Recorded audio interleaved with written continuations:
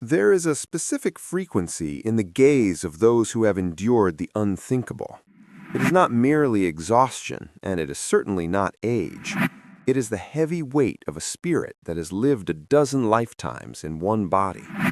If you feel that you are ancient beyond your years, or if you feel detached from the trivial chaos of daily life because you have weathered storms that would destroy most people, I need you to hear this message.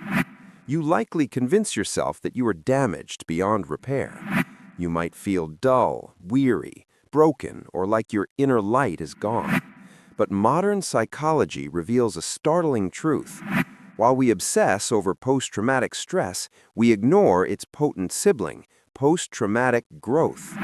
If you have marched through fire and emerged on the other side, you haven't just survived. You have unlocked a rare inventory of mental armor that those with comfortable lives will simply never access. Let's examine the signs that your suffering was actually a forge for your invincibility. The first hidden power is what I term resonant perception. Most people skim the surface of emotion. They grasp sorrow intellectually, but you know its grit and weight because you lived in the abyss. You can identify another person drowning in that same darkness from a mile away. You have surely observed that strangers unburden themselves to you instantly. People tell you their deepest secrets within 5 minutes of meeting you. This is no accident. It is because you have dissolved the barriers of judgment that usually prevent true contact. You understand the fragility of existence, so you refuse to engage with the trivial. You carry a gravity that pulls in other recovering hearts like a lighthouse beam. You are a refuge for the lost, simply because you know how much it hurts to have nowhere to go. Now, possessing such profound sensitivity is a beautiful gift, but it can be exhausting if you don't know how to protect it. However, your history didn't just make you softer, it simultaneously made you harder in the areas that matter most. This introduces the second sign, which is your mastery of the void. Clinical experts refer to this as crisis competence.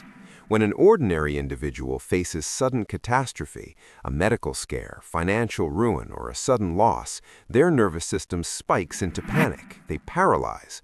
But for you, you have likely noticed that when things go wrong, you actually get calmer. This is because your baseline for stress has been shifted.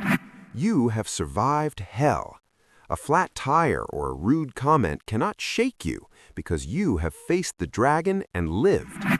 While others are losing their heads, you are the eye of the storm. You are the one formulating a plan. You aren't indifferent, you're just battle-tested. You have a resilience muscle that is so developed, things that would ruin someone else's week barely even register on your radar. But being the calmest person in the room is just a survival mechanism. The true rarity of your character reveals itself when the dust settles and you have to decide who you want to be. This is where the third and most powerful strength comes in, your uncompromising authenticity. There is zero tolerance for fake in a person who has suffered. Once you've lost it all or been pushed to your absolute limit, the ego dissolves. You cease trying to dazzle people who don't matter. You stop chasing status symbols that mean nothing.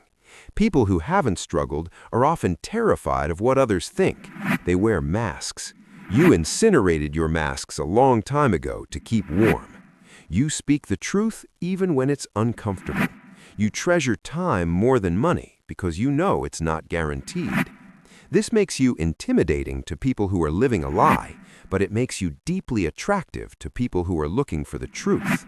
You are solid iron in a world of styrofoam. So, let's redefine the concept of being broken. In Japan, there is an art form called Kintsugi. When a bowl is broken, they don't throw it away. They put it back together with gold lacquer. They believe the cracks make the bowl more beautiful, more valuable, and stronger than it was before it broke. That is you. You are not used up. You are the gold-seamed masterpiece. The fractures in your timeline are not defects. They are evidence of your expansion. You are capable of holding more light because you have been cracked open. So do not envy those who have walked an easy path. They are fragile. You are anti-fragile. You have been forged in the fire, and that is a strength that cannot be bought, taught, or faked. If you're a survivor, if you are part of the Kintsugi Club, leave a diamond emoji in the comments. Diamonds are only created under pressure, and I want to see you shining down there. And if you appreciate videos like this, then make sure you like and subscribe to Winds of Thought so you don't miss the next.